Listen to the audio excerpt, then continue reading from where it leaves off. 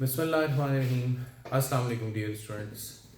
आज के लेक्चर का मकसद ये है कि हम ये देखें कि डिफरेंट किस्म के जो यूनिट्स होते हैं एक ही फिज़िकल क्वांटिटी के, उनका मकसद क्या होता है। फॉर एग्जांपल, मास के डिफरेंट यूनिट्स हैं, बहुत छोटे छोटे यूनिट्स भी हैं, बहुत बड़े बड़े यूनिट्स भी हैं, लेंथ के बहुत छोटे छोटे यूनिट्स भी हैं, बहुत बड़े बड़े यूनिट्स भी हैं। तो ये कौन से यूनिट्स हैं जो फिज़िक्स में हम इस्तेमाल कर रहे हैं और इनके मकासद क्या होते हैं। मिसाल के तौर पे हम देखते हैं कि जो मास के यूनिट्स हैं उनमें टन भी आता है, तोला भी आता है, एटॉमिक मास यूनिट भी आता है और स्लग भी आता है। अब टन जो है ये एक बहुत बड़ा यूनिट है मास का। इसमें देखें आप, एक टन 1000 किलोग्राम को रिप्रेजेंट करता है। तो जब हम मासेस की क्वांटिटी बहुत ज़्यादा हो तो 1000 kg 2000 kg से कन्वीनियंट क्या है कि हम 1 टन 2 टन या 3 टन करें। वैसे ये टन मैट्रिक टन है। अगर आप इसके अलावा किसी और टन को जानते हैं तो आप कमेंट में ज़रूर बताइएगा। इसके अलावा कुछ और टन्स भी होते हैं जो अदर देन मैट्रिक टन होते हैं। मैट्रिक टन एग्जैक्टली 1000 kg के बराबर होगा। इसी तरह तोला जो है, तोला जैसे आप सुनते होंगे आजकल गोल्ड बड़ी हाइप में है, अपनी हिस्टोरिक बुलिश रन में है और गोल्ड ने बड़े ज़बरदस्त हाइज लगाए हैं। एक टाइम पे वो 5,50,000 का बैरियर भी क्रॉस कर गया था। तो आप लोगों ने सुना होगा कि ये जो गोल्ड है इट इज़ सोल्ड इन तोलास। अब क्योंकि गोल्ड किलोग्राम में बिकेगा तो किलोग्राम तो हर एक किलोग्राम में 1000 ग्राम होते हैं गोल्ड के। तो इधर तो सिर्फ 10 ग्राम जो है वो 4,50,000 से ज़्यादा महंगा है। तो उसको किलोग्राम में मैयर करना गलत होगा, इसलिए हमने उसके लिए एक छोटा यूनिट डिफाइन किया विच इज़ तोला। तो 1 तोला इज इक्वल टू 10 ग्राम। हमारे पास एक तोला 10 ग्राम को रिप्रेजेंट करता है, चाहे अब वो गोल्ड हो या सिल्वर हो। जैसे सिल्वर जो है वो एक तोला 8,000 रुपए का है, यानी उसके 10 ग्राम जो है वो आपको 7 या 8 हज़ार रुपए के मिलेंगे। गोल्ड भी इसी तरह एक तोला जो है वो आपको 4,50,000, अगर वो 10 ग्राम है। तो अक्सर वो 12 ग्राम होता है तो ज़रा ज़्यादा ही एक्सपेंसिव होता है। इसी तरह एटॉमिक लेवल पर, यानी mass of electron, mass of proton, mass of neutron, अब अगर आप वो केजीज में लिखें तो केजी तो बहुत बड़े मासेस को मैयर करने के लिए यूनिट है। तो हम एक छोटा यूनिट डिफाइन करते हैं जिसे हम एटॉमिक मास यूनिट कहते हैं। और देखें, one atomic mass unit 1.67 into 10⁻⁻27 kilogram, यानी इतने छोटे मास को रिप्रेजेंट करता है। अगर ये 1.66 इंटू 10⁻⁻27 kg लिखा जाए तो it becomes mass of proton. तो ये इंतहाई छोटे मासेस की मेजरमेंट के लिए यूज होता है। इसके अलावा सीजीएस सिस्टम में मास का यूनिट है स्लग, और एक स्लग 14.6 किलोग्राम को रिप्रेजेंट करता है। सॉरी, सीजीएस सिस्टम नहीं, एफपीएस सिस्टम में मास का यूनिट जो है वो स्लग है। अक्सर बच्चे ये कोट करते हैं कि एफपीएस सिस्टम जो कि फुट पाउंड सेकंड सिस्टम है, उसमें मास का यूनिट जो है वो पाउंड है। पाउंड जो है वो फोर्स का यूनिट है और स्लग जो है वो मास का यूनिट है जो 14.6 किलोग्राम को रिप्रेजेंट करता है। ऑन अ सिमिलर नोट, हमारे पास लेंथ के भी डिफरेंट यूनिट्स हैं जिनमें आपके पास पैरालैक्टिक सेकंड जो थोड़ा कंफ्यूजिंग भी है। क्यों? क्योंकि सेकंड तो टाइम का यूनिट है। इसी तरह लाइट ईयर जो थोड़ा कंफ्यूजिंग भी है। क्यों? क्योंकि ईयर टाइम का यूनिट है। तो ऐसा लगता है कि ये टाइम के यूनिट्स हैं, लेकिन हैं ये डिस्टेंस के यूनिट्स। जैसे एक लाइट ईयर 9.46 इंटू 10⁻12 किलोमीटर्स को रिप्रेजेंट करता है।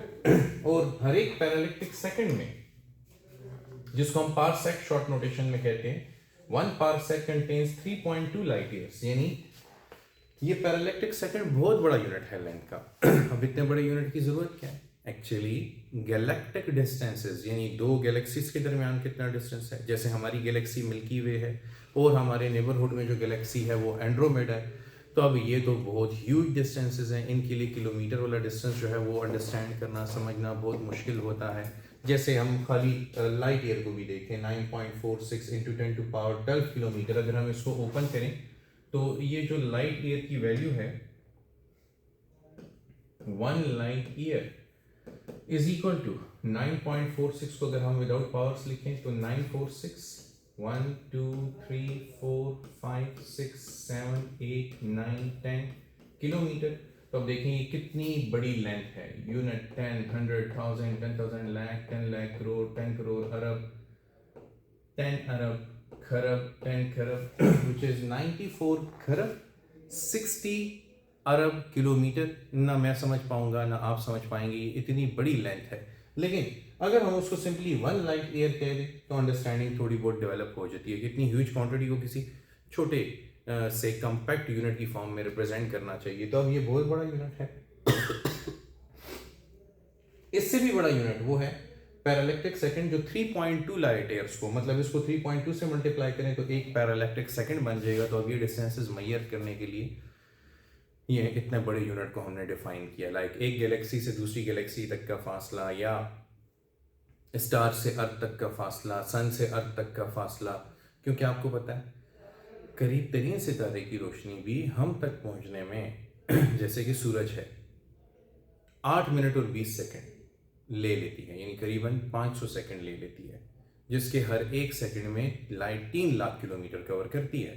फिर आपको रात को जो छोटे छोटे टिमटिमाते हुए तारे नजर आते हैं, इनमें से भी करीब तरीन सितारे की रोशनी आप तक पहुंचने में 1.25 साल का अरसा लेती है। तो इतने ह्यूज डिस्टेंसेस को आप किलोमीटर्स में नहीं मेजर करेंगे, उसके लिए आप पैरालैक्टिक सेकंड और लाइट ईयर जैसे यूनिट डिफाइन करेंगे। लाइट ईयर हमारे कोर्स में भी है और इसको मैं फर्दर भी डिस्कस करूंगा। एंगस्ट्रम आप लोगों ने लोअर क्लासेस में पढ़ा होगा। 1 angstrom represents 10 to power -10 metre, यानी कि ये बहुत छोटे डिस्टेंसेस को मेजर करने के लिए यूज होता है। जैसे आपको पता होगा एटॉमिक डायमीटर या एटॉमिक रेडियस जो है वो 10 टू पावर -10 मीटर में होता है। या आपको पता होगा एक्सरे की वेवलेंथ का ऑर्डर भी 10 टू पावर -10 मीटर है। या आप ये जानते होंगे कि बॉन्ड लेंथ, यानी दो एटम्स के दरमियान जब बॉन्ड बन जाता है तो उनके दरमियान भी जो डिस्टेंस होता है वो 1 एंगस्ट्रम की रेंज में ही होता है। तो एटॉमिक लेवल पर लेंथ्स को, रेडियाइज को, डायमीटर्स को मेजर करने के लिए बहुत अच्छा यूनिट तस्वर किया जाता है। इसी तरह माइक्रोन है जो माइक्रोमीटर को रिप्रेजेंट करता है, which represents 10 to power -6 metre. और फर्मी है जो फेम्टोमीटर को रिप्रेजेंट करता है, ये 1 × 10 टू पावर -15 मीटर को रिप्रेजेंट कर रहा है, विच इज आल्सो फेम्टोमीटर। तो ये न्यूक्लियर रेडियस फर्मी में यानी फेम्टोमीटर्स में मेजर होते हैं, इसलिए हमने इन यूनिट्स को डिफाइन किया हुआ है। अब बात करते हैं अगर हम लाइट ईयर की, तो लाइट ईयर क्या है? Light year is the distance covered by light in 1 year. See here is it, the distance travelled by light in 1 year, यानी लाइट एक साल में जो फासला कवर करे उसे हम लाइट ईयर कहेंगे। कैलकुलेट कैसे करेंगे इसे? तो देखें न्यूमेरिकल वैल्यू तो 9.46 × 10 टू पावर 12 किलोमीटर है, जो मैं आपको पिछली स्लाइड में भी दिखा चुका। लेकिन इसको कैलकुलेट करने का क्या तरीका है? देखें, क्योंकि ये डिस्टेंस लाइट ने कवर किया तो लाइट की जो स्पीड होती है वो c होती है। अब c की वैल्यू लिखें और टाइम लिखें जो कि 1 ईयर है तो आपको क्या मिलेगा? 3 × 10 टू पावर 8 × 1 ईयर। अब इसको अगर आप 3 × 10 टू पावर 8 लिख लें, हर साल में 365 डेज और हर दिन में 24 घंटे और हर घंटे में 3600 सेकेंड है। तो क्योंकि यहाँ पे यूनिट मीटर पर सेकंड था तो जरूरी था कि टाइम का यूनिट भी सेकंड में हो, तो मैंने इसको सेकंड में कन्वर्ट कर दिया। अब अगर आप इन सबको मल्टीप्लाई करें तो रिजल्ट आएगा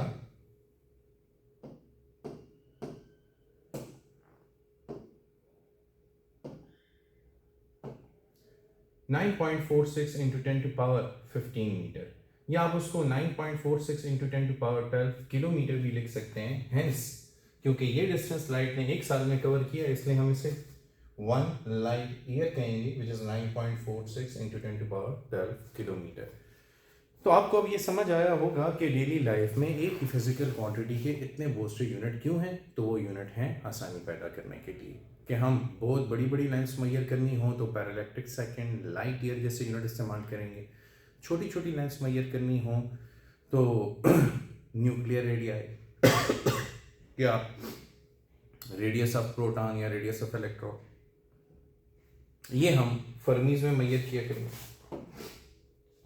अगर लाइट की वेवलेंथ निकालनी हो तो हम माइक्रोमीटर्स में, अगर एटॉमिक रेडियाई निकालने हो तो एंगस्ट्रम्स में मेजर किया करेंगे। Thank you very much.